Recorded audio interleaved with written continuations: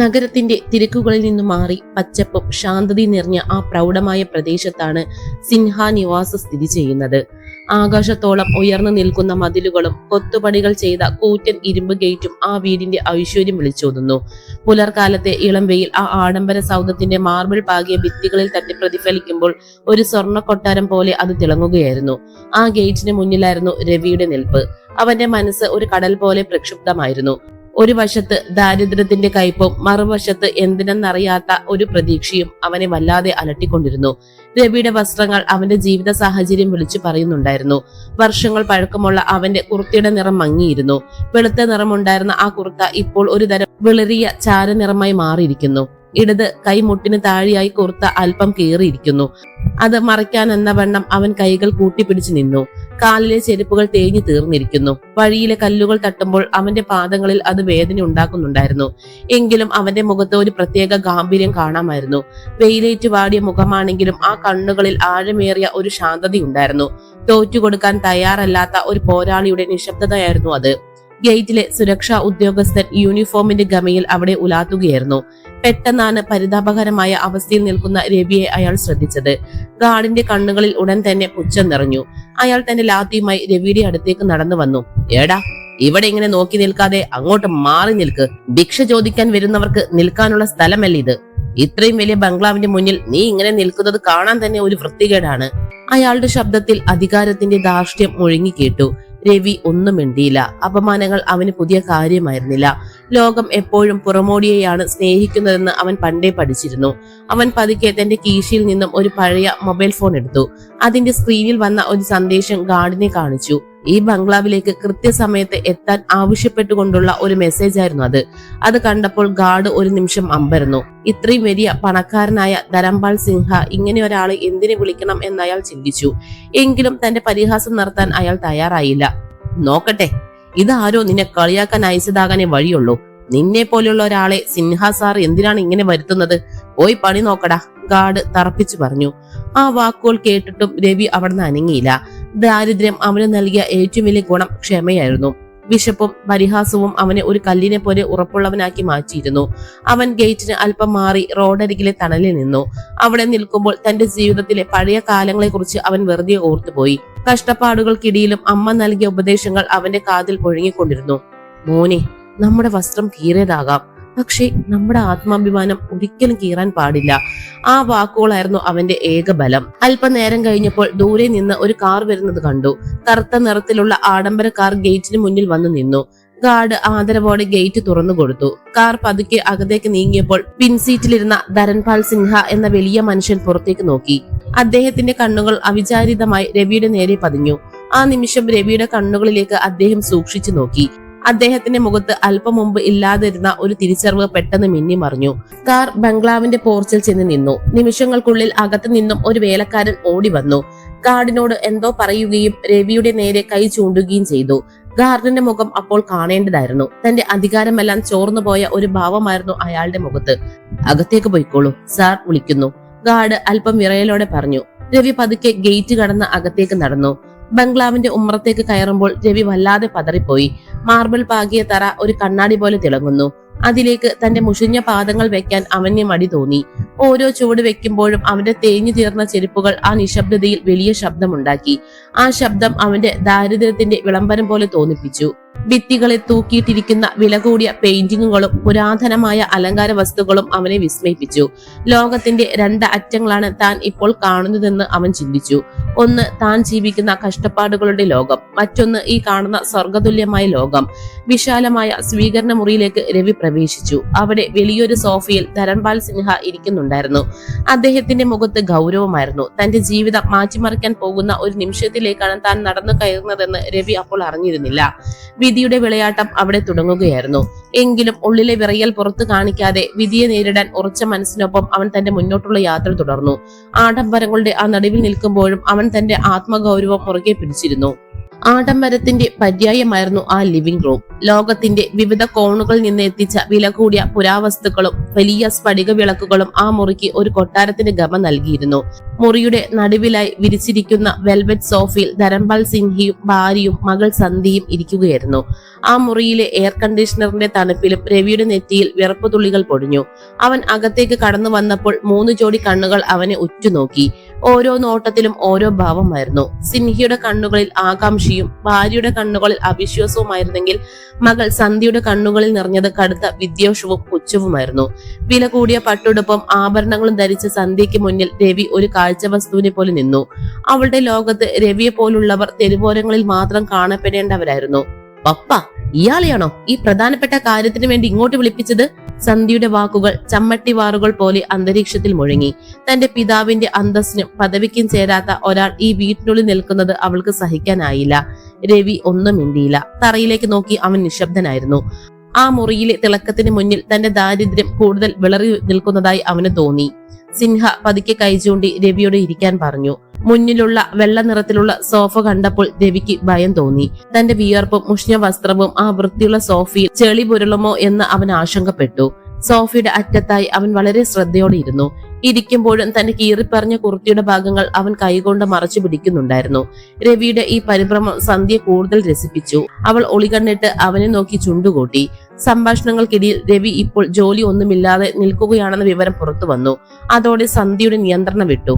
പപ്പ, നമ്മുടെ ഈ വീട് ഒരു ചാരിറ്റി സെന്റർ ഒന്നുമല്ലല്ലോ. തൊഴിലില്ലാത്തവർക്കും പിച്ചക്കാർക്കും കയറി വരാനുള്ള സ്ഥലമാണോ ഇത്? അവൾ ഉറക്കെ ചോദിച്ചു. ഓരോ വാക്കും രവിയുടെ ഹൃദയത്തിൽ മുറിവേൽപ്പിച്ചു കൊണ്ടിരുന്നു. വിശപ്പും കഷ്ടപ്പാടും കാരണം ജോലി ഉപേക്ഷിക്കേണ്ടി വന്ന അവന്റെ സാഹചര്യം അവൾക്ക് അറിയില്ലായിരുന്നു. എങ്കിലും അവൻ മറുപടി ഒന്നും പറഞ്ഞില്ല. താൻ വന്നത് എന്തിനാണോ അത് മാത്രം നടക്കട്ടെ എന്ന് അവൻ കരുതി. കുറച്ചു കഴിഞ്ഞപ്പോൾ വീട്ടിലെ ജോലിക്കാരൻ വെള്ളി ട്രേയിൽ ചായയുമായി എത്തി. സിൻഹയ്ക്കും കുടുംബത്തിന് ചായ നൽകിയ ശേഷം അയാൾ രവിയുടെ അടുത്തേക്ക് വന്നു. എന്നാൽ ആ ജോലിക്കാരൻ പോലും രവിയെ ബഹുമാനിക്കാൻ തയ്യാറായിരുന്നില്ല. സന്ധ്യയുടെയും അമ്മയുടെയും ഭാവം കണ്ടിട്ടാവാം അയാൾ ചായക്കപ്പ് രവിയുടെ കയ്യിൽ കൊടുക്കുന്നതിന് പകരം മുന്നിലുള്ള ടീപ്പോയുടെ അറ്റത്ത് ദൂരേക്ക് നീക്കി വെച്ചു. തന്റെ വിരലുകൾ രവിയുടെ ദേഹത്ത് തട്ടരുത് എന്നൊരു നിർബന്ധം ഉള്ളതുപോലെയായിരുന്നു അയാളുടെ പെരുമാറ്റം. രവി പതുക്കെ കുനിഞ്ഞ് ആ കപ്പെടുത്തു. അമിതമായ മാനസിക സമ്മർദ്ദം കൊണ്ടും വിശപ്പ് കൊണ്ടും രവിയുടെ കൈകൾ വിറയ്ക്കുന്നുണ്ടായിരുന്നു. ചായക്കപ്പ് പ്ലേറ്റിൽ തട്ടി ടിം ടിം എന്ന ശബ്ദം ആ നിശബ്ദമായ മുറിയിൽ വ്യക്തമായി കേട്ടു. അത് കേട്ടതും സന്ധ്യ ഉറക്കെ ചിരിച്ചു. ഹാ, നോക്ക്, ഇത്രയും നല്ലൊരു ചായ ഇയാൾ ജീവിതത്തിൽ ആദ്യമായി കാണുന്നതാണെന്ന് തോന്നുന്നു. കപ്പ് പിടിക്കാൻ പോലും പേടിയാണല്ലോ. അവളുടെ പരിഹാസം കേട്ട് സിൻഹയുടെ ഭാര്യയും ഒരു പുഞ്ചിരി തൂക്കി. ആ നിമിഷം രവി വല്ലാതെ തളർന്നുപോയി. തന്റെ ദാരിദ്ര്യം മറ്റുള്ളവർക്ക് മുന്നിൽ ഇത്രയേറെ അപമാനകരമായ രീതിയിൽ വെളിവാകുമെന്ന് അവൻ കരുതിയില്ല. ചായയുടെ ചൂടേക്കാൾ രവിയെ പൊള്ളിച്ചത് സന്ധ്യയുടെ വാക്കുകളായിരുന്നു. എങ്കിലും അവൻ കപ്പ് താഴെ വെച്ചില്ല. വിറയ്ക്കുന്ന കൈകളെ പണിപ്പെട്ട് നിയന്ത്രിച്ച് അവൻ പതുക്കെ ഒരു കവിൾ ചായ കുടിച്ചു. എന്നിട്ട് വളരെ ശാന്തമായി സന്ധ്യ നോക്കി ഒന്ന് പുഞ്ചിരിച്ചു. ആ പുഞ്ചിരിയിൽ ഒരു വലിയ കടലിന്റെ ആഴമുണ്ടായിരുന്നു. ചായയുടെ രുചിയല്ല മാഡം ഞാൻ നോക്കുന്നത്, ഇത് നൽകിയവരുടെ മനസ്സിന്റെ വലിപ്പമാണ്, രവി പതുക്കെ പറഞ്ഞു. ആ ശബ്ദത്തിൽ തളർച്ചയുണ്ടായിരുന്നില്ല, പകരം വല്ലാത്തൊരു ദൃഢതയായിരുന്നു. രവിയുടെ ആ അപ്രതീക്ഷിതമായ മറുപടി സന്ധ്യയെ ഞെട്ടിച്ചു കളഞ്ഞു. താൻ ഇത്രയേറെ അപമാനിച്ചിട്ടും അവൻ തിരിച്ചു ബഹളം ഉണ്ടാക്കിയില്ല, കരഞ്ഞില്ല. പകരം വളരെ മാന്യമായി സംസാരിച്ചു. തന്റെ പരിഹാസങ്ങൾ അവനെ തളർത്തുന്നില്ല എന്നത് അവളെ കൂടുതൽ പ്രകോപിപ്പിച്ചു. അവൾക്ക് അവനോട് വീണ്ടും എന്തെങ്കിലും മോശമായി പറയണമെന്നുണ്ടായിരുന്നു. പക്ഷെ വാക്കുകൾ കിട്ടുന്നില്ല. ഒരു ദരിദ്രന്റെ മുന്നിൽ തന്റെ അഹങ്കാരം തോറ്റുപോകുന്നത് പോലെ അവൾക്ക് തോന്നി. സിൻഹ മാത്രം രവിയെ സൂക്ഷിച്ചു നോക്കുന്നുണ്ടായിരുന്നു. രവിയുടെ ഓരോ ചലനവും വാക്കുകളും അദ്ദേഹം തന്റെ മനസ്സിൽ കുറിച്ചു വെക്കുന്നുണ്ടായിരുന്നു. അവഗണനയുടെ കൈപ്പിനീർ കുടിക്കുമ്പോഴും രവി കാത്തു സൂക്ഷിക്കുന്ന ആ ആത്മഗൗരവം ആ മുറിയിലെ വില കൂടിയ ആഭരണങ്ങളെക്കാൾ തിളക്കമുള്ളതാണെന്ന് സിൻഹ തിരിച്ചറിഞ്ഞു തുടങ്ങുകയായിരുന്നു. സന്ധ്യയുടെ ദേഷ്യം വർദ്ധിച്ചുകൊണ്ടിരുന്നു. പക്ഷെ രവിയുടെ ശാന്തത ആ മുറിയിൽ ഒരു വലിയ യുദ്ധത്തിന് മുന്നോടി എന്നോണം പടർന്നു പിടിച്ചു. സന്ധ്യയുടെ വാക്കുകൾ മുറിയിൽ വല്ലാത്തൊരു ഭാരം അവശേഷിപ്പിച്ചു. അവൾ ദേഷ്യത്തോടെ മുറിയിൽ നിന്നും ഇറങ്ങിപ്പോയപ്പോൾ സിൻഹയുടെ ഭാര്യയും ഒരു അതൃപ്തിയോടെ രവിയെ നോക്കി അകത്തേക്ക് നടന്നു. ഇപ്പോൾ ആ വിശാലമായ ലിവിംഗ് റൂമിൽ രവിയും ധരൻപാൽ സിൻഹയും മാത്രമായി. പുറത്ത് കാറ്റ് മരങ്ങളെ ഉലയ്ക്കുന്ന ശബ്ദം മാത്രം കേൾക്കാം. മുറിക്കുള്ളിൽ നിശബ്ദത തളങ്കെട്ടി നിന്നു. രവി തന്റെ വിറയ്ക്കുന്ന കൈമുട്ടിൽ ചേർത്ത് പിടിച്ച് തലതാഴ്ത്തി നിന്നു. താൻ എന്തിനാണ് ഇങ്ങോട്ട് വന്നതെന്നും ഇനി ഇവിടെ എന്ത് സംഭവിക്കുമെന്നും അവന് ഒരു രൂപവുമില്ലായിരുന്നു. പെട്ടെന്നാണ് മുറിയിലെ അന്തരീക്ഷം മാറിയത്. അതുവരെ ഗൗരവത്തോടെ ഇരുന്നിരുന്ന ധരൻപാൽ സിൻഹ സോഫയിൽ നിന്നും പതുക്കെ എഴുന്നേറ്റു. വലിയൊരു ആൾരൂപം തന്റെ മുന്നിൽ എഴുന്നേറ്റ് നിൽക്കുന്നത് കണ്ട് രവിയും ആദരവോടെയും അല്പം പേടിയോടെയും എഴുന്നേറ്റ് നിന്നു. തന്റെ കീറി പറഞ്ഞ വസ്ത്രങ്ങൾ സിൻഹയെ അലോസരപ്പെടുത്തുന്നുണ്ടാകുമോ എന്നായിരുന്നു അവന്റെ പേടി. എന്നാൽ അടുത്ത നിമിഷം സംഭവിച്ചത് രവിയുടെ ചിന്തകൾക്കും അപ്പുറമായിരുന്നു. നഗരത്തിലെ ഏറ്റവും വലിയ കോടീശ്വരനായ ധരൺപാൽ സിൻഹ തന്റെ 2 കൈകളും കൂപ്പി രവിക്ക് മുന്നിൽ തലകുനിച്ചു നിന്നു. ഒരു വലിയ സലാമാണ് അദ്ദേഹം രവിക്ക് നൽകിയത്. രവി സ്തബ്ധനായി പോയി. അവൻ പരിഭ്രമത്തോടെ പുറകോട്ട് മാറി. സാർ, നിങ്ങൾ ഇതെന്താണ് ചെയ്യുന്നത്? എന്നെ പോലെയുള്ള ഒരു സാധാരണക്കാരന്റെ മുന്നിൽ നിങ്ങൾ കൈകൂപ്പരുത്. ഞാൻ അതിന് അർഹനല്ല. രവിയുടെ ശബ്ദം വിറയ്ക്കുന്നുണ്ടായിരുന്നു. അവന്റെ കണ്ണുകളിൽ പരിഭ്രമവും അവിശ്വസനീയമായിരുന്നു. ഒരു നിമിഷം മുമ്പ് വരെ താൻ ഈ വീട്ടിൽ അപമാനിതനായിരുന്നു. എന്നാൽ ഇപ്പോൾ ഈ വീടിന്റെ ഉടമസ്ഥൻ തന്നെ തന്നെ വണങ്ങുന്നു. രവിക്ക് ഇത് സ്വപ്നമാണോ യാഥാർത്ഥ്യമാണോ എന്ന് തിരിച്ചറിയാൻ കഴിഞ്ഞില്ല. സിൻഹയുടെ കണ്ണുകൾ അപ്പോൾ നിറഞ്ഞു തുളുമ്പുകയായിരുന്നു. അദ്ദേഹം വിറയ്ക്കുന്ന ശബ്ദത്തിൽ പറഞ്ഞു, നീ എന്നെ തിരിച്ചറിയുന്നില്ലായിരിക്കാം രവി, പക്ഷെ ഞാൻ നിന്നെ ഒരിക്കലും മറക്കില്ല. 5 വർഷം മുൻപ് ഞാൻ മരിച്ചു പോകേണ്ടതായിരുന്നു. നീ അന്ന് ഇല്ലായിരുന്നെങ്കിൽ എനിക്ക് ഇന്ന് ഈ ആയുസ് ഉണ്ടാകുമായിരുന്നില്ല. ഈ കാണുന്ന സമ്പത്തോ ആൾബലമോ ഒന്നും എന്നെ സഹായിക്കാൻ അന്നുണ്ടായിരുന്നില്ല. സിൻഹയുടെ വാക്കുകൾ കേട്ടപ്പോൾ രവിയുടെ ഓർമ്മകൾ 5 വർഷത്തിന് പിന്നിലേക്ക് സഞ്ചരിച്ചു. അവന്റെ മനസ്സിന്റെ സ്ക്രീനിൽ 5 വർഷം മുമ്പുള്ള ആ ഭയാനകമായ രാത്രി തെളിഞ്ഞു വന്നു. അതൊരു പേമാരിയുള്ള രാത്രിയായിരുന്നു. റോഡരികിൽ ആരുമില്ലാത്ത ആ വിജനമായ സ്ഥലത്ത് രവി നടന്നു പോകുമ്പോഴാണ് ഒരു കാർ കൊക്കയിലേക്ക് മറഞ്ഞു കിടക്കുന്നത് കണ്ടത്. കാർ പൂർണ്ണമായും തകർന്നിരുന്നു. അതിനുള്ളിൽ ചോരയിൽ കുളിച്ച് അബോധാവസ്ഥയിൽ ഒരാൾ കിടക്കുന്നുണ്ടായിരുന്നു. ആ കാഴ്ച കണ്ടപ്പോൾ മറ്റൊന്നും ആലോചിക്കാതെ രവി കാറിന്റെ ചില്ല് തകർത്ത് ആ മനുഷ്യനെ പുറത്തെടുത്തു. മഴയും കാറ്റും വകവയ്ക്കാതെ ഏകദേശം 2 കിലോമീറ്ററോളം ആ മനുഷ്യനെ തന്റെ തോളിലേറ്റി അവൻ ഓടുകയായിരുന്നു. ആശുപത്രിയിൽ എത്തിച്ച് ഡോക്ടർമാരുടെ കയ്യിൽ ഏൽപ്പിച്ച ശേഷം തന്റെ പേരോ മറ്റു വിവരങ്ങളോ നൽകാതെ രവി അവിടെ നിന്നും പതുക്കെ മടങ്ങി. താൻ രക്ഷിച്ചത് ഇത്ര വലിയൊരു പണക്കാരനെയാണെന്ന് അവൻ അന്ന് അറിഞ്ഞിരുന്നില്ല. ഏതൊരു മനുഷ്യൻ ചെയ്യേണ്ട കടമ മാത്രമാണ് അന്ന് ഞാൻ ചെയ്തത് സാർ, രവി വിനീതമായി പറഞ്ഞു. അവന്റെ മുഖത്ത് പഴയ ആ ശാന്തത തിരിച്ചു വന്നു. മറ്റാരാണെങ്കിലും ഇത് കണ്ടിരുന്നെങ്കിൽ ഇത് തന്നെയായിരിക്കും ചെയ്യുക. അതിൽ ഇത്ര വലിയൊരു നന്ദിയുടെ ആവശ്യമില്ല. രവിയുടെ ആ ലളിതമായ മറുപടി സിൻഹയെ കൂടുതൽ ചിന്തിപ്പിച്ചു. ആയിരക്കണക്കിന് ആളുകൾ തന്റെ ചുറ്റും പണത്തിന് വേണ്ടി നിൽക്കുമ്പോൾ ജീവൻ രക്ഷിച്ചിട്ടും ഒന്നും ആഗ്രഹിക്കാതെ പോയ ഈ യുവാവിന്റെ മഹത്വം അദ്ദേഹം തിരിച്ചറിഞ്ഞു. അല്ല രവി, അത് വെറും ഒരു കടമയല്ല, സിൻഹ തുടർന്നു. ഡോക്ടർമാർ അന്ന് പറഞ്ഞത് 5 മിനിറ്റ് കൂടി വൈകിരുന്നെങ്കിൽ എന്റെ ശ്വാസം നിലച്ചു പോകുമായിരുന്നു എന്നാണ്. നീ നിന്റെ ജീവൻ പണയപ്പെടുത്തിയാണ് എന്നെ അന്ന് രക്ഷിച്ചത്. നിന്റെ വസ്ത്രങ്ങൾ കീറിയിട്ടുണ്ടാകാം, പക്ഷെ നിന്റെ മനസ്സ് ഈ മാർബിൾ കൊട്ടാരത്തെക്കാൾ വെളുത്തതാണ്. സിൻഹയുടെ വാക്കുകളിൽ വല്ലാത്തൊരു ആശ്വാസം രവിക്ക് തോന്നി. ഇത്രയും കാലം അനുഭവിച്ച പരിഹാസങ്ങൾക്കും അവഗണനകൾക്കും ഇടയിൽ ആരോ ഒരാൾ തന്നെ തിരിച്ചറിഞ്ഞിരിക്കുന്നു എന്ന സത്യം അവന്റെ കണ്ണ് നനയിച്ചു. അന്ന് രവിക്ക് നഷ്ടപ്പെട്ടത് വെറുമൊരു രാത്രിയിലെ ഉറക്കമായിരുന്നില്ല, മറിച്ച് അവന്റെ വലിയൊരു സ്വപ്നമായിരുന്നു. ആ ഓട്ടത്തിനിടയിൽ അവന്റെ കയ്യിലുണ്ടായിരുന്ന സർട്ടിഫിക്കറ്റുകൾ അടങ്ങിയ ഫയൽ എവിടെയോ നഷ്ടപ്പെട്ടിരുന്നു. എന്നാൽ അതിനെക്കുറിച്ച് പരാതിപ്പെടാനോ ആരോട് സഹായം ചോദിക്കാനോ അവൻ പോയില്ല. താൻ രക്ഷിച്ച ആൾ സുരക്ഷിതനാണെന്ന ബോധം മാത്രം മതിയായിരുന്നു അവന്. സിൻഹ ആ പഴയ ഓർമ്മകൾ പങ്കുവെക്കുമ്പോൾ രവി തന്റെ കഷ്ടപ്പാടുകൾ മറന്നുപോയി. പണത്തേക്കാൾ വലിയൊരു നിധി മനുഷ്യത്വം താൻ ഇന്നും ഉള്ളിൽ കാത്തു സൂക്ഷിക്കുന്നുണ്ടെന്ന തിരിച്ചറിവ് അവന് വല്ലാത്തൊരു കരുത്ത് നൽകി. സിൻഹയുടെ ആദരവിന് മുന്നിൽ നിൽക്കുമ്പോൾ ഈ ലോകം ഇത്രയും മോശമല്ലെന്ന് രവിക്ക് തോന്നി തുടങ്ങി. ആ മുറിയിലെ ആഡംബരങ്ങൾക്കിടയിൽ ആ 2 മനുഷ്യരും പരസ്പരം തിരിച്ചറിയുകയായിരുന്നു. ഒന്ന് കടപ്പാട് കൊണ്ടും മറ്റൊന്ന് നിസ്വാർത്ഥത കൊണ്ടും. ആ ആഡംബര മുറിയിലെ കർട്ടനുകൾക്ക് പിന്നിൽ മറഞ്ഞു നിന്ന സന്ധ്യയുടെ ലോകം പെട്ടെന്ന് തകർന്നു വീഴുകയായിരുന്നു. താൻ ഇത്രയും നേരം ഭിക്ഷക്കാരനെന്നും തൊഴിലില്ലാത്തവനെന്നും വിളിച്ച് ആക്ഷേപിച്ച ആ യുവാവാണ് അന്ന് മരണത്തിന്റെ വക്കിൽ നിന്ന് തന്റെ അച്ഛന് ജീവിതത്തിലേക്ക് തിരികെ കൊണ്ടുവന്നതെന്ന് കേട്ടപ്പോൾ അവൾ തളർന്നു പോയി. അവളുടെ ഉള്ളിലെ അഹങ്കാരം ഒരു നിമിഷം കൊണ്ട് ഇല്ലാതായി. താൻ ചെയ്ത തെറ്റുകളുടെ ഭാരം അവളെ ശ്വാസം മുട്ടിച്ചു. അവൾ പതുക്കെ വിറയ്ക്കുന്ന കാലടികളുടെ മുറിയിലേക്ക് തിരികെ വന്നു. പക്ഷെ സന്ധ്യ അകത്തേക്ക് വന്നത് രവി അറിഞ്ഞില്ല. അവന്റെ കണ്ണുകൾ സിൻഹയുടെ കയ്യിലുണ്ടായിരുന്ന ആ പഴയ ഫയലിലായിരുന്നു. ധരൺപാൽ സിൻഹ വളരെ സൂക്ഷ്മതയോടെ ഒരു നീല ഫയൽ രവിക്ക് നേരെ നീട്ടി. ഈ ഫയൽ നിന്റേതല്ലേ രവി? സിൻഹയുടെ ആ ചോദ്യം കേട്ടപ്പോൾ രവിയുടെ ഹൃദയമിടിപ്പ് നിന്നുപോയി. വിറയ്ക്കുന്ന കൈകളോടെ അവൻ ആ ഫയൽ വാങ്ങി. 5 വർഷം മുൻപ് തന്റെ ജീവിതം തന്നെയായിരുന്ന ആ ഫയൽ അത് തുറന്നപ്പോൾ അതിൽ അവന്റെ ഡിഗ്രി സർട്ടിഫിക്കറ്റുകളും മറ്റ് യോഗ്യത രേഖകളും അതേപടി ഇരിക്കുന്നത് അവൻ കണ്ടു. ഓരോ കടലാസ് തൊടുമ്പോഴും അവന്റെ കണ്ണുകൾ നിറഞ്ഞു തുളുമ്പി. 5 വർഷത്തെ കഷ്ടപ്പാടുകൾ മുഴുവൻ ആ കണ്ണുനീരിലൂടെ ഒഴുകി പോവുകയായിരുന്നു. അന്ന് ആ ആശുപത്രിയിലെ ആ വലിയ തിരക്കിനിടയിൽ എന്നെ സ്ട്രക്ചറിൽ അകത്തേക്ക് കൊണ്ടുപോകുമ്പോൾ നിന്റെ കയ്യിൽ നിന്നും ഇത് താഴെ വീണതായിരുന്നു. എന്റെ ബോധം തെളിഞ്ഞപ്പോൾ ആദ്യം ഞാൻ അന്വേഷിച്ചത് നിന്നെയായിരുന്നു. അപ്പോഴേക്കും നീ പോയിരുന്നു. പകരം ഡോക്ടർ എന്നെ ഏൽപ്പിച്ചത് ഈ ഫയൽ മാത്രമാണ്, സിൻഹ വേദനയോടെ പറഞ്ഞു. ആ ഫയൽ നെഞ്ചോട് ചേർത്ത് പിടിച്ച് രവി അവിടെ ഇരുന്നു. ആ സർട്ടിഫിക്കറ്റുകൾ കയ്യിലുണ്ടായിരുന്നെങ്കിൽ അവന് അന്ന് തന്നെ വലിയൊരു കമ്പനിയിൽ ഉയർന്ന ജോലി ലഭിക്കുമായിരുന്നു. ഇന്ന് കാണുന്ന ഈ ദാരിദ്ര്യം അവനെ പിടികൂടില്ലായിരുന്നു. തന്റെ ജീവിതത്തിലെ ഏറ്റവും വലിയ നഷ്ടത്തെക്കുറിച്ച് രവി പതുക്കെ സംസാരിച്ചു തുടങ്ങി. സർ, ഈ ഫയൽ നഷ്ടപ്പെട്ട അന്ന് എന്റെ ലോകം ഇരുട്ടിലായതാണ്. എന്റെ അമ്മയുടെ ഏക ആഗ്രഹമായിരുന്നു ഞാൻ പഠിച്ച് വലിയൊരു നിലയിൽ എത്തണമെന്നത്. അമ്മയ്ക്ക് അസുഖം കൂടിയപ്പോൾ ചികിത്സിക്കാൻ എന്റെ കയ്യിൽ പണമില്ലായിരുന്നു. ഈ സർട്ടിഫിക്കറ്റുകൾ ഇല്ലാത്തത് കൊണ്ട് എനിക്ക് വലിയ ജോലികളൊന്നും കിട്ടിയില്ല. പലയിടത്തും കയറി ഇറങ്ങിയെങ്കിലും യോഗ്യതയുടെ രേഖകൾ ഇല്ലാതെ എല്ലാവരും എന്നെ പുറത്താക്കി. ഒടുവിൽ കൂലിപ്പണിയെടുത്തും മറ്റുമാണ് ഞാൻ അമ്മയെ നോക്കാൻ ശ്രമിച്ചത്. രവിയുടെ ശബ്ദം ഇടറി. സന്ധ്യ അരികിൽ നിൽക്കുന്നത് അറിഞ്ഞ രവി അവളുടെ നേരെ നോക്കി. പക്ഷെ അവന്റെ കണ്ണുകളിൽ ദേഷ്യമായിരുന്നില്ല, പകരം വല്ലാത്തൊരു വേദനയായിരുന്നു. അവൻ തുടർന്നു. പലവരും എന്നോട് പറഞ്ഞു, എന്തിനാണ് ഇത്ര കഷ്ടപ്പെടുന്നത്, അമ്മയെ രക്ഷിക്കാൻ വല്ലവന്റെയും പോക്കറ്റ് അടിച്ചുകൂടെ എന്ന്. പക്ഷെ എന്റെ അമ്മ അവസാന ശ്വാസം വരെ എന്നോട് പറഞ്ഞത് ഒന്നേ ഉള്ളൂ, മോനെ, ഒരു നേരത്തെ ആഹാരത്തിന് വകയില്ലെങ്കിലും നീ ഒരിക്കലും തെറ്റായ വഴിയിലൂടെ പണം ഉണ്ടാക്കരുത്. നിന്റെ സത്യസന്ധതയാണ് നിന്റെ ഏറ്റവും വലിയ സമ്പത്ത്.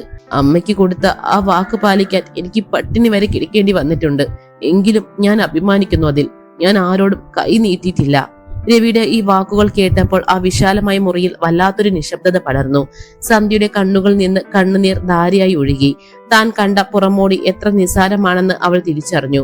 വില കൂടിയ വസ്ത്രങ്ങൾ ധരിച്ച തന്നേക്കാൾ എത്രയോ ഉയരത്തിലാണ് കീറി പറഞ്ഞ കുർത്ത ധരിച്ച ഈ യുവാവെന്ന് അവൾ മനസ്സിലാക്കി. സർട്ടിഫിക്കറ്റുകൾ ഇല്ലാത്തത് കൊണ്ട് മാത്രം അവഗണിക്കപ്പെട്ട ഒരു പ്രതിഭയായിരുന്നു തന്റെ മുന്നിൽ നിൽക്കുന്നതെന്ന് അവൾക്ക് ബോധ്യമായി. സിൻഹ രവിയുടെ തോളിൽ കൈവച്ചു. നീ നിന്റെ അമ്മയ്ക്ക് നൽകിയ വാക്ക് പാലിച്ചു രവി. അതുകൊണ്ടാണ് ഇന്ന് ദൈവം ഈ ഫയൽ നിന്റെ കയ്യിൽ എത്തിച്ചത്.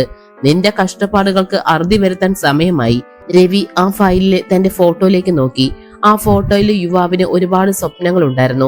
5 വർഷത്തെ നീണ്ട കാത്തിരിപ്പിന് ശേഷം തന്റെ സ്വപ്നങ്ങൾ തിരികെ കിട്ടിയതുപോലെ അവന് തോന്നി. ആ മുറിയിലെ മാർബിൾ തറയേക്കാളും സ്വർണ്ണ ഫ്രെയിമുകളെക്കാളും തിളക്കം രവിയുടെ സത്യസന്ധതയ്ക്കുണ്ടെന്ന് അന്ന് അവിടെയുള്ളവർക്ക് ബോധ്യപ്പെട്ടു.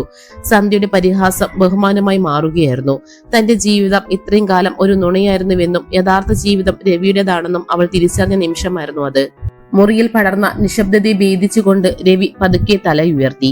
അവന്റെ മനസ്സിൽ ഒരു വലിയ ചോദ്യം ബാക്കിയുണ്ടായിരുന്നു. സർ, എന്നെ നിങ്ങൾക്ക് നേരത്തെ അറിയാമായിരുന്നല്ലോ. ഈ ഫയൽ നിങ്ങളുടെ പക്കൽ സുരക്ഷിതമായിരുന്നു. എന്നിട്ടും എന്തിനാണ് എന്നെ ഇത്രയും ദരിദ്രമായ അവസ്ഥയിൽ ഇങ്ങോട്ട് വരാൻ ആവശ്യപ്പെട്ടത്? എന്നെ ഒരുപാട് അപമാനങ്ങൾക്ക് വിട്ടുകൊടുത്തത് എന്തിനായിരുന്നു? രവിയുടെ ശബ്ദത്തിൽ പരാതിയല്ല, മറിച്ച് ഒരുതരം സംശയമായിരുന്നു ഉണ്ടായിരുന്നത്. ധരൺപാൽ സിൻഹ ഒന്ന് പുഞ്ചിരിച്ചു. അദ്ദേഹത്തിന്റെ കണ്ണുകളിൽ ഒരു പിതാവിന്റെ വാത്സല്യമായിരുന്നു. രവി, ഞാൻ 5 വർഷമായി നിന്നെ തിരയുകയായിരുന്നു. ആശുപത്രിയിൽ നിന്നും നീ പോയ ശേഷം നിന്നെ കണ്ടെത്താൻ ഞാൻ പല വഴികളും നോക്കി. ഒടുവിൽ കഴിഞ്ഞ മാസമാണ് നീ എവിടെയുണ്ടെന്ന് ഞാൻ അറിഞ്ഞത്. അന്ന് നിന്നെ നേരിട്ട് കാണാൻ എനിക്ക് കഴിയുമായിരുന്നു. നിനക്ക് പണവും ജോലിയും അപ്പോൾ തന്നെ നൽകാമായിരുന്നു. പക്ഷെ എനിക്കൊരു കാര്യം ഉറപ്പിക്കണമായിരുന്നു. അദ്ദേഹം എഴുന്നേറ്റ് രവിയുടെ അരികിലേക്ക് വന്നു.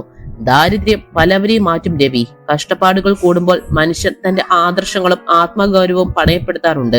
5 വർഷം മുമ്പ് ഞാൻ കണ്ട ആ നിസ്വാർത്ഥനായ യുവാവ് ഇന്നും അതേപടി ഉണ്ടോ എന്ന് എനിക്ക് അറിയണമായിരുന്നു. സാഹചര്യങ്ങൾ നിന്നെ മാറ്റിയിട്ടുണ്ടോ എന്ന് പരീക്ഷിക്കാൻ ഞാൻ തീരുമാനിച്ചു. അതുകൊണ്ടാണ് നിന്റെ ഇതേ രൂപത്തിൽ ഇങ്ങോട്ട് വരാൻ നിന്നോട് ആവശ്യപ്പെട്ടത്. എന്റെ മകളും ഭാര്യയും നിന്നെ പരിഹസിക്കുമ്പോൾ നീ എങ്ങനെ പ്രതികരിക്കുമെന്ന് ഞാൻ നോക്കുകയായിരുന്നു. സിൻഹ രവിയുടെ കൈകളിൽ മുറുകെ പിടിച്ചു. രവി, നിന്റെ വസ്ത്രങ്ങൾ കീറിയിട്ടുണ്ടാകാം, പക്ഷെ നിന്റെ സ്വഭാവത്തിൽ ഒരു കീറലും വീണിട്ടില്ല. ആ പരിഹാസങ്ങൾക്കിടയിലും നീ നിന്റെ മാന്യത കൈവിട്ടില്ല. നിന്റെ ഉള്ളിലെ മനുഷ്യത്വം ഇന്നും പരിശുദ്ധമായിരിക്കുന്നു. പണത്തിന് മുന്നിൽ മുട്ടുമടക്കാത്ത നിന്റെ ഈ ആത്മഗൗരവമാണ് നിന്റെ ഏറ്റവും വലിയ യോഗ്യത. അദ്ദേഹത്തിന്റെ വാക്കുകളിൽ വലിയൊരു അഭിമാനം നിറഞ്ഞു നിന്നിരുന്നു. തുടർന്ന് അദ്ദേഹം മറ്റൊരു സന്തോഷ വാർത്ത കൂടി വെളിപ്പെടുത്തി. അന്ന് നിനക്ക് നഷ്ടപ്പെട്ടത് വെറും ഒരു ഫയൽ മാത്രമല്ല, നിന്റെ കരിയർ കൂടിയായിരുന്നു. അന്ന് നിനക്ക് ലഭിക്കേണ്ടിയിരുന്ന ആ ജോലി ഇന്നും നിന്നെ കാത്തിരിക്കുന്നു. ആ കമ്പനിയുടെ ഉടമസ്ഥൻ എന്റെ സുഹൃത്താണ്. നിന്റെ സർട്ടിഫിക്കറ്റുകൾ എന്റെ പക്കൽ ഉണ്ടെന്ന് ഞാൻ അവരോട് പറഞ്ഞു. നിനക്ക് എപ്പോൾ വേണമെങ്കിലും ജോലിയിൽ പ്രവേശിക്കാം. രവിക്ക് അത് വിശ്വസിക്കാനായില്ല. താൻ ഇത്രയും കാലം സ്വപ്നം കണ്ടിരുന്ന ആ ജീവിതം ഒരു നിമിഷം കൊണ്ട് തന്റെ മുന്നിൽ തെളിഞ്ഞു വന്നിരിക്കുന്നു.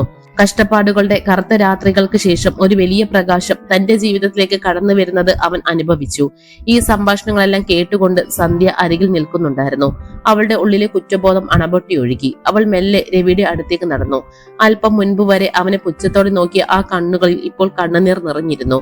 രവി, നിങ്ങൾ എന്നോട് ക്ഷമിക്കണം. ഞാൻ ഒരുപാട് തെറ്റുകൾ ചെയ്തു. നിങ്ങളെ മനഃപൂർവ്വം വേദനിപ്പിച്ചു. മനുഷ്യനെ വസ്ത്രം കണ്ടല്ല അളക്കേണ്ടതെന്ന് ഇന്ന് ഞാൻ പഠിച്ചു, അവൾ താഴ്മയോടെ പറഞ്ഞു. അവളുടെ വാക്കുകളിൽ ആത്മാർത്ഥതയുണ്ടായിരുന്നു. രവി പതുക്കെ ഒന്ന് പുഞ്ചിരിച്ചു. അവന്റെ ഉള്ളിൽ ആരോടും വിദ്വേഷമുണ്ടായിരുന്നില്ല. സന്ധ്യ മാഡം, നിങ്ങൾ എന്നോട് ക്ഷമ ചോദിക്കേണ്ട ആവശ്യമില്ല. നിങ്ങൾ കണ്ടത് എന്റെ പുറമോടിയാണ്. കീറി പറഞ്ഞ വസ്ത്രങ്ങൾ ധരിച്ച ഒരാളെ കാണുമ്പോൾ സാധാരണ ആർക്കും തോന്നുന്ന ചിന്തകളെ നിങ്ങൾക്കും ഉണ്ടായിട്ടുള്ളൂ. അത് നിങ്ങളുടെ തെറ്റല്ല. നമ്മുടെ ലോകം നമ്മെ പഠിപ്പിച്ചിരിക്കുന്നത് അങ്ങനെയാണ്. പുറമെയുള്ള തിളക്കത്തെക്കാൾ ഉള്ളിലെ വെളിച്ചത്തിന് വിലയുണ്ടെന്ന് മനസ്സിലാക്കാൻ എല്ലാവർക്കും കുറച്ച് സമയമെടുക്കും, രവി ശാന്തമായി പറഞ്ഞു. രവിയുടെ ആ മറുപടി സന്ധ്യയെ വീണ്ടും അത്ഭുതപ്പെടുത്തി. തന്നെ ഇത്രയേറെ അപമാനിച്ച ഒരാളോട് ഇത്രയും ക്ഷമയോടെ പെരുമാറാൻ എങ്ങനെ കഴിയുന്നു എന്ന് അവൾ ചിന്തിച്ചു. രവിയുടെ വ്യക്തിത്വം ആ ആഡംബര മുറിയിലെ സ്വർണ്ണ അലങ്കാരങ്ങളെക്കാൾ മൂല്യമുള്ളതാണെന്ന് അവൾക്ക് ബോധ്യപ്പെട്ടു.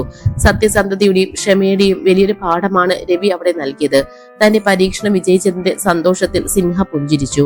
കഷ്ടപ്പാടുകൾ ഒരു മനുഷ്യനെ തകർക്കുകയല്ല, മറിച്ച് ശുദ്ധീകരിക്കുകയാണ് ചെയ്യുന്നതെന്ന് രവി തന്റെ ജീവിതത്തിലൂടെ അവിടെ തെളിയിച്ചു. പണത്തേക്കാൾ വലിയ സമ്പത്ത് സ്വഭാവശുദ്ധിയാണെന്ന് ആ മുറിയിലുണ്ടായിരുന്ന എല്ലാവരും ഒരേപോലെ തിരിച്ചറിഞ്ഞ നിമിഷമായിരുന്നു അത്. മുറിയിലെ അന്തരീക്ഷം പെട്ടെന്ന് നിശബ്ദമായി. ധരൺപാൽ സിൻഹയുടെ വാക്കുകൾ അവിടെയുണ്ടായിരുന്ന എല്ലാവരെയും ഒരേപോലെ അമ്പരപ്പിച്ചു. രവിയെ കേവലം ഒരു അതിഥിയായോ അല്ലെങ്കിൽ ഒരു ഉപകാരിയായോ മാത്രമല്ല അദ്ദേഹം കണ്ടിരുന്നത് എന്ന് അപ്പോഴാണ് എല്ലാവർക്കും മനസ്സിലായത്. തന്റെ ജീവിതത്തിലെ ഏറ്റവും വിലപ്പെട്ട നിധി, അതായത് തന്റെ ഏക മകൾ സന്ധ്യയെ ഈ യുവാവിന്റെ കൈകളിൽ ഏൽപ്പിക്കാൻ അദ്ദേഹം ആഗ്രഹിച്ചു. രവി, നീ വിചാരിക്കുന്നുണ്ടാകാം ഞാൻ എന്തിനാണ് ഇങ്ങനൊരു ആലോചന ഇപ്പോൾ മുന്നോട്ട് വെച്ചതെന്ന്. സിൻഹ പതുക്കെ രവിയുടെ തോളിൽ കൈവച്ച് പറഞ്ഞു. എന്റെ സമ്പത്തിന് കാവൽ നിൽക്കാൻ എനിക്ക് ധാരാളം ആളുകളെ കിട്ടും. പണമുള്ള കുടുംബങ്ങളിൽ നിന്ന് സന്ധ്യയ്ക്ക് വേണ്ടി ഒരുപാട് ആലോചനകൾ വരുന്നുമുണ്ട്. പക്ഷെ എനിക്ക് പണമുള്ള ഒരു മരുമകനെയല്ല വേണ്ടത്, മറിച്ച് എന്റെ മകളെ സ്നേഹിക്കാനും ബഹുമാനിക്കാനും അറിയാവുന്ന ഉറച്ച സ്വഭാവമുള്ള ഒരു മനുഷ്യനെയാണ്. നിന്റെ ദാരിദ്ര്യത്തിലും നീ കാത്തു സൂക്ഷിച്ച ആ ആത്മഗൗരവം എനിക്ക് വലിയ ഉറപ്പ് നൽകുന്നു. ഈ വാക്കുകൾ കേട്ട സന്ധ്യ സ്തംഭിച്ചു പോയി. അല്പം മുൻപ് വരെ താൻ പുച്ഛിച്ച ആൾ തന്റെ ജീവിത പങ്കാളിയാകാൻ പോകുന്നു എന്ന ചിന്ത അവളെ വല്ലാതെ ഒലിച്ചു. പക്ഷെ രവിയെ വീണ്ടും സൂക്ഷിച്ചു നോക്കിയപ്പോൾ അവളുടെ ഉള്ളിലെ വെറുപ്പ് എവിടെയോ മറഞ്ഞു പോയിരുന്നു. അവന്റെ കണ്ണുകളിൽ ഇപ്പോൾ കാണുന്നത് ഒരു ദരിദ്രന്റെ നിസ്സഹായതയല്ല, മറിച്ച് ലോകത്തെ അഭിമുഖീകരിക്കാൻ കരുത്തുള്ള ഒരു വലിയ മനുഷ്യന്റെ പ്രകാശമാണ്. അച്ഛൻ എടുത്ത തീരുമാനം തെറ്റല്ലെന്ന് അവളുടെ മനസ്സ് പതുക്കെ പറഞ്ഞു തുടങ്ങി. എല്ലാവരും രവിയുടെ മറുപടിക്കായി കാതോർത്തു. എന്നാൽ രവി പെട്ടെന്ന് ഒന്നും മിണ്ടിയില്ല. അവൻ തന്റെ ജീവിതത്തിലെ കഷ്ടപ്പാടുകളെ കുറിച്ചും അമ്മ നൽകിയ പാഠങ്ങളെ കുറിച്ചും ചിന്തിക്കുകയായിരുന്നു. ഒരു വലിയ കോടീശ്വരന്റെ മകളെ വിവാഹം കഴിക്കുക എന്നത് ഏതൊരു യുവാവിനും ഒരു ലോട്ടറി അടിച്ചതുപോലെയാണ്. പക്ഷെ രവിക്ക് അതൊരു കച്ചവടമായിരുന്നില്ല. ഒരു ഉപകാരത്തിന്റെ പേരിലോ കടപ്പാടിന്റെ പേരിലോ കിട്ടുന്ന ഒരു ജീവിതം അവന് അംഗീകരിക്കാൻ പ്രയാസമായിരുന്നു. പതുക്കെ രവി തലയുയർത്തി സിൻഹയുടെ കണ്ണുകളിലേക്ക് നോക്കി. സാർ, നിങ്ങൾ എന്നെ ഈ സ്ഥാനത്തേക്ക് പരിഗണിച്ചതിൽ എനിക്ക് വലിയ ബഹുമാനമുണ്ട്. പക്ഷെ ഞാൻ ഈ വിവാഹത്തിന് യോഗ്യനല്ല, രവി വളരെ ശാന്തമായി പറഞ്ഞു. സിൻഹയുടെ മുഖത്ത് അത്ഭുതം വിരിഞ്ഞു. സന്ധ്യയും അമ്പരന്നു. ലോകത്തിലെ സകല സൗകര്യങ്ങളും തനിക്ക് മുന്നിൽ വെച്ച് നീട്ടിയിട്ടും ഈ യുവാവ് എന്തിനാണ് ഇത് നിരസിക്കുന്നത് എന്ന് അവർക്ക് മനസ്സിലായില്ല. രവി തുടർന്നു. സന്ധ്യ മാഡം, എന്നെ ഇഷ്ടപ്പെടേണ്ടത് എന്റെ ഗുണങ്ങൾ കണ്ടായിരിക്കണം, അല്ലാതെ അച്ഛൻ പറഞ്ഞതുകൊണ്ടോ അല്ലെങ്കിൽ ഞാൻ അച്ഛന്റെ ജീവൻ രക്ഷിച്ചത് കൊണ്ടോ ആകരുത്. ഒരു കടപ്പാടിന്റെ മുകളിൽ കെട്ടിപ്പടുക്കുന്ന ബന്ധങ്ങൾ അധികകാലം നിലനിൽക്കില്ല. നാളെ ഒരു വഴക്കുണ്ടാകുമ്പോൾ ഞാൻ നിന്റെ അച്ഛന്റെ ജീവൻ രക്ഷിച്ചവനാണ് എന്ന് എനിക്ക് പറയേണ്ടി വന്നാൽ അന്ന് നമ്മുടെ സ്നേഹം മരിക്കും. അതേപോലെ എന്റെ അച്ഛന്റെ ജീവൻ രക്ഷിച്ചത് കൊണ്ടാണ് ഞാൻ നിങ്ങളെ വിവാഹം കഴിച്ചത് എന്ന് മാഡത്തിന് തോന്നിയാൽ അന്ന് ആ ദാമ്പത്യം ഒരു നരകമായി മാറും. രവിയുടെ ആ വാക്കുകളിൽ വലിയൊരു സത്യമുണ്ടായിരുന്നു. അവൻ വെറും ഒരു വിവാഹത്തെയല്ല, മറിച്ച് ഒരു ആജീവനാന്ത ബന്ധത്തിന്റെ അടിത്തറയെ കുറിച്ചാണ് ആകുലപ്പെട്ടത്. വിവാഹം എന്നത് രണ്ട് മനസ്സുകൾ തമ്മിലുള്ള തുല്യമായ സ്നേഹവും ബഹുമാനവുമാണ്. അവിടെ ഉപകാരങ്ങൾക്കോ കടങ്ങൾക്കോ സ്ഥാനമില്ല. ഞാനൊരു സാധാരണക്കാരനാണ്. സന്ധ്യ മാഡം വലിയൊരു സാഹചര്യത്തിൽ വളർന്നവളാണ്.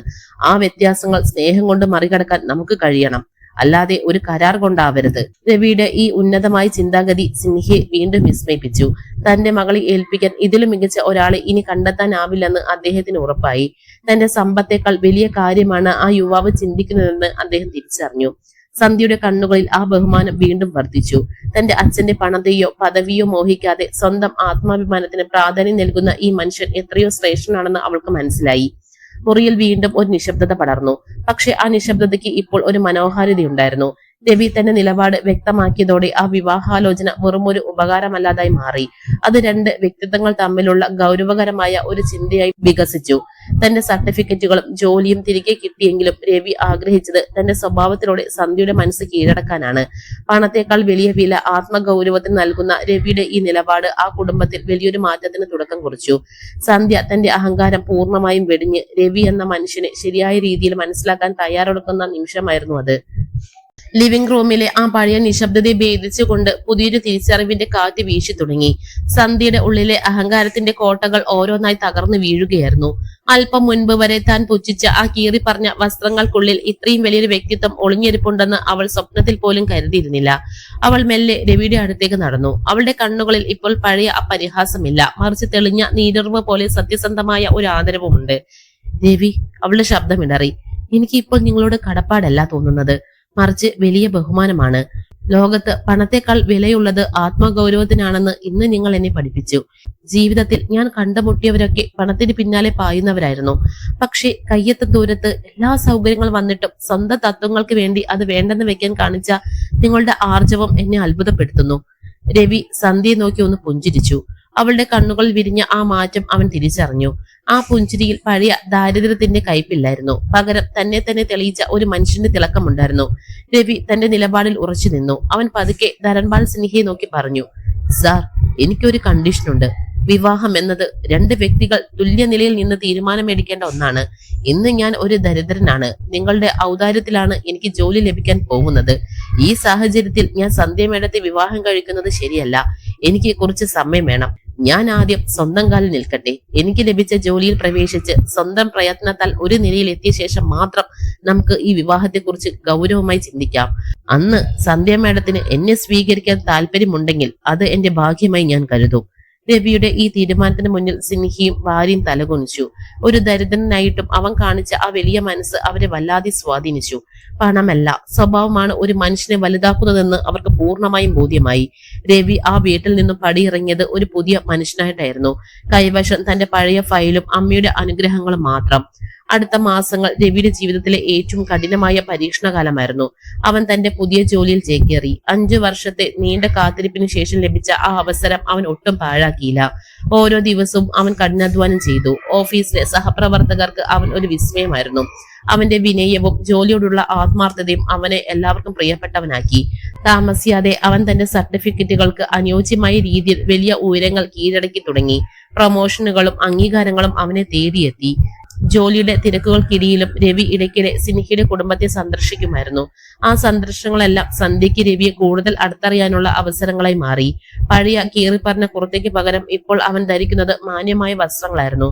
പക്ഷെ ആ വസ്ത്രങ്ങൾ മാറിയെങ്കിലും രവിയുടെ സ്വഭാവത്തിൽ ഒരു മാറ്റവും വന്നില്ല. അവൻ ഇപ്പോഴും പഴയതുപോലെ വിനീതനും ശാന്തനുമായിരുന്നു. സന്ധ്യയും രവിയും തമ്മിലുള്ള സംഭാഷണങ്ങൾ ഇപ്പോൾ വെറും ഔപചാരികതയായിരുന്നില്ല. അവർ ജീവിതത്തെക്കുറിച്ചും സ്വപ്നങ്ങളെക്കുറിച്ചും സംസാരിച്ചു. രവിയുടെ ഓരോ വാക്കിലും സന്ധ്യയ്ക്ക് പുതിയ പാഠങ്ങൾ ലഭിച്ചു. സന്ധ്യയുടെ മാറ്റം അവളുടെ വീട്ടുകാരെയും അത്ഭുതപ്പെടുത്തി. ആഡംബരങ്ങളിൽ മാത്രം സന്തോഷം കണ്ടെത്തിയിരുന്ന അവൾ ഇപ്പോൾ ലളിതമായ കാര്യങ്ങളിൽ സംതൃപ്തി കണ്ടെത്താൻ പഠിച്ചു. രവിയുമായുള്ള ഓരോ കൂടിക്കാഴ്ചയും അവളെ കൂടുതൽ പക്വതയുള്ളവളാക്കി. പണമോ പദവിയോ അല്ല ഒരു ബന്ധത്തിന്റെ അടിസ്ഥാനമെന്നും പരസ്പര ബഹുമാനമാണ് പ്രധാനമെന്നും അവൾ തിരിച്ചറിഞ്ഞു. രവിയുടെ കഠിനാധ്വാനം കാണുമ്പോൾ അവളിൽ അവനോടുള്ള താല്പര്യം ഒരു പ്രണയമായി വളരുകയായിരുന്നു. മാസങ്ങൾ കടന്നുപോയി. രവി ഇപ്പോൾ തന്റെ കമ്പനിയുടെ പ്രധാനപ്പെട്ട ഉദ്യോഗസ്ഥരിൽ ഒരാളാണ്. അവൻ സ്വന്തമായി ഒരു ചെറിയ വീട് വാങ്ങി. തന്റെ സ്വപ്നങ്ങളെല്ലാം അവൻ സ്വന്തം അധ്വാനം കൊണ്ട് ഓരോന്നായി നെയ്തെടുത്തു. പണ്ട് താൻ ഭിക്ഷക്കാരനെന്ന് വിളിക്കപ്പെട്ട ആ സിൻഹ നിവാസിന്റെ പടിവാതിക്കൽ ഇപ്പോൾ അവൻ വരുന്നത് സ്വന്തം കാറിലാണ്. പക്ഷെ ഗേറ്റിലെ സെക്യൂരിറ്റി ഗാർഡിനെ കാണുമ്പോൾ ഇന്നും രവി പുഞ്ചിരിക്കും. ആ മാറ്റത്തിന്റെ കാറ്റ് രവിയുടെ ജീവിതത്തെ മാത്രമല്ല സന്ധ്യയുടെയും ആ കുടുംബത്തിന്റെയും കഷ്ടപ്പാടുകളൊക്കെ മാറ്റിമറിച്ചിരുന്നു.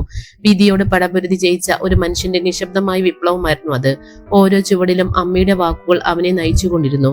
സ്വയം നിർമ്മിച്ചെടുത്ത ആ വ്യക്തിത്വത്തിന്റെ തിളക്കത്തിൽ രവി തന്റെ ജീവിതത്തിലെ ഏറ്റവും വലിയ സന്തോഷത്തിനായി കാത്തിരുന്നു. മാസങ്ങൾ മിന്നിമറിഞ്ഞു. നഗരത്തിലെ ആ വലിയ ബംഗ്ലാവായ സിൻഹ നിവാസ് ഇന്ന് വധുവിനെ പോലെ അണിഞ്ഞൊരുങ്ങി നിൽക്കുകയാണ്. വർണ്ണാഭമായ പൂക്കളും ആയിരക്കണക്കിന് LED ബൾബുകളും ആ വീടിന് ഒരു ഉത്സവ ചായ നൽകി. ഓരോ കോണിലും സന്തോഷത്തിന്റെ ആരവങ്ങൾ മുഴങ്ങുന്നുണ്ടായിരുന്നു. എന്നാൽ ഈ ആഘോഷങ്ങൾക്ക് മറ്റൊരു പ്രത്യേകത കൂടി ഉണ്ടായിരുന്നു. ഏതാനും മാസങ്ങൾക്ക് മുമ്പ് ഇതേ വീടിന്റെ പടിവാതിൽക്കൽ കീറിപ്പറഞ്ഞ വസ്ത്രങ്ങളുമായി സെക്യൂരിറ്റി ഗാർഡിന്റെ പരിഹാസങ്ങൾ ഏറ്റുവാങ്ങി നിന്ന ആ യുവാവ് ഇന്ന് ഈ വീടിന്റെ മരുമകനായി എത്തുകയാണ്. രവി വിവാഹവേദിയിലേക്ക് കടന്നു വന്നപ്പോൾ എല്ലാവരുടെയും കണ്ണുകൾ അവനിലേക്ക് തിരിഞ്ഞു. ഇത്തവണ അവന്റെ കുർത്ത കീറിയതല്ലായിരുന്നു, അത് വില കൂടിയതും മനോഹരവുമായിരുന്നു. എങ്കിലും ആ വസ്ത്രത്തെക്കാൾ തിളക്കം അവന്റെ മുഖത്തെ ആത്മവിശ്വാസത്തിനായിരുന്നു. സാഹചര്യങ്ങൾ മാറിയെങ്കിലും അവന്റെ കണ്ണുകളിലെ ആ പഴയ ശാന്തതയ്ക്ക് ഒരു മാറ്റവും വന്നിട്ടില്ല. അവൻ പതുക്കെ നടന്ന് വിവാഹ മണ്ഡപത്തിലേക്ക് കയറി. അവിടെ സന്ധ്യ അവനെ കാത്തു നിൽപ്പുണ്ടായിരുന്നു. ചുവന്ന പട്ടുസാരിയിൽ അതിസുന്ദരിയായിരുന്ന അവൾ രവിയെ കണ്ടപ്പോൾ വിടർന്ന ഒരു പുഞ്ചിരിയോടെ അവനെ സ്വീകരിച്ചു. ആ പുഞ്ചിരിയിൽ പഴയ അഹങ്കാരത്തിന് നിഴൽ പോലും ഇല്ലായിരുന്നു. പകരം സ്നേഹവും ബഹുമാനവും മാത്രമായിരുന്നു ഉണ്ടായിരുന്നത്. വിവാഹ ചടങ്ങുകൾ നടക്കുമ്പോൾ രവിയുടെ മനസ്സ് ഒരു നിമിഷം ഭൂതകാലത്തേക്ക് സഞ്ചരിച്ചു. തന്റെ കൊച്ചു വീട്ടിൽ കഷ്ടപ്പാടുകൾക്കിടയിലും തനിക്ക് താങ്ങായി നിന്ന അമ്മയെ അവൻ ഓർത്തു. മോനെ, പട്ടിണി കിടന്നാലും നിന്റെ സത്യസന്ധത കൈവിടരുത് എന്ന് അമ്മ അവസാനമായി പറഞ്ഞ വാക്കുകൾ അവന്റെ കാതുകളിൽ മുഴങ്ങി. ആ വാക്കുകളാണ് ഇന്നും തന്നെ ഇവിടെ വരെ എത്തിച്ചതെന്ന് അവൻ ഉറച്ചു വിശ്വസിച്ചു. അമ്മയുടെ അനുഗ്രഹം ആകാശത്തിരുന്ന് തനിക്ക് മേൽ ചൊരിയുന്നുണ്ടെന്ന് അവന് തോന്നി. അമ്മയുടെ ചിത്രം മനസ്സിൽ ധ്യാനിച്ചുകൊണ്ട് അവൻ സന്ധ്യയുടെ കഴുത്തിൽ താലി ചാർത്തി. ധരൺപാൽ സിൻഹ അതീവ സന്തോഷവാനായിരുന്നു. തന്റെ സമ്പാദ്യത്തെക്കാൾ വലിയൊരു നിധി തനിക്ക് ലഭിച്ചെന്ന ഭാവമായിരുന്നു അദ്ദേഹത്തിന്. അദ്ദേഹം അതിഥികൾക്ക് മുന്നിൽ രവിയെ പരിചയപ്പെടുത്തിയത് ഒരു വലിയ കമ്പനിയുടെ ഉദ്യോഗസ്ഥൻ എന്ന നിലയിലല്ല, മറിച്ച് താൻ കണ്ടിട്ടുള്ളതിൽ വെച്ച് ഏറ്റവും വലിയ ആത്മഗൗരവമുള്ള മനുഷ്യൻ എന്ന നിലയിലായിരുന്നു. സമ്പത്തിന് വാങ്ങാൻ കഴിയാത്ത ചിലതുണ്ട്, അത് സ്വഭാവശുദ്ധിയും മനുഷ്യത്വവുമാണ്. അതാണ് എന്റെ മരുമകന്റെ യഥാർത്ഥ സ്വത്ത്. സിൻഹയുടെ ഈ വാക്കുകൾ കേട്ടപ്പോൾ സദസ്സിലിരുന്നവർ ഒരേപോലെ കൈയടിച്ചു. വിവാഹത്തിന് വന്ന അതിഥികളെല്ലാം രവിയുടെ കഥ കേട്ട് അത്ഭുതപ്പെട്ടു. ഒരു മനുഷ്യന്റെ പുറമോടി കണ്ട് അവനെ വിലയിരുത്തുന്നത് എത്ര വലിയ തെറ്റാണെന്ന് ആ വിവാഹ ലോകത്തിന് കാട്ടിക്കൊടുത്തു. ആഡംബര വസ്ത്രങ്ങളിലല്ല, മറിച്ച് ശുദ്ധമായ മനസ്സുകളിലാണ് യഥാർത്ഥ മനുഷ്യത്വം ഒളിഞ്ഞിരിക്കുന്നതെന്ന് അവിടെ ഉണ്ടായിരുന്ന ഓരോരുത്തരും മനസ്സിലാക്കി. സന്ധ്യ രവിയുടെ കൈകൾ മുറുകെ പിടിച്ചു. അവൾക്ക് ഇപ്പോൾ അവൻ തന്റെ അച്ഛന്റെ ജീവൻ രക്ഷിച്ച ആൾ മാത്രമല്ല, മറിച്ച് ജീവിതത്തിലെ ഏറ്റവും വലിയ വഴികാട്ടി കൂടിയാണ്. ചടങ്ങുകൾക്ക് ശേഷം രവിയും സന്ധ്യയും ഒരു പുതിയ ജീവിതത്തിലേക്ക് ചുവടുവെച്ചു. ആ ജീവിതത്തിൽ പണത്തിനോ പദവിക്കോ ആയിരുന്നില്ല മുൻഗണന. പകരം പരസ്പരമുള്ള ബഹുമാനത്തിനും സത്യസന്ധമായ സ്നേഹത്തിനുമായിരുന്നു അവർ പ്രാധാന്യം നൽകിയത്. മുഷിഞ്ഞ വസ്ത്രങ്ങൾ ധരിച്ചെത്തിയ ഒരു യുവാവ് തന്റെ ആത്മഗൗരവം കൊണ്ട് ഒരു വലിയ സാമ്രാജ്യം തന്നെ കീഴടക്കിയ കഥ നഗരത്തിൽ പാട്ടായി മാറി. രവിയുടെ ജീവിതം പലവർക്കും ഒരു പ്രചോദനമായി.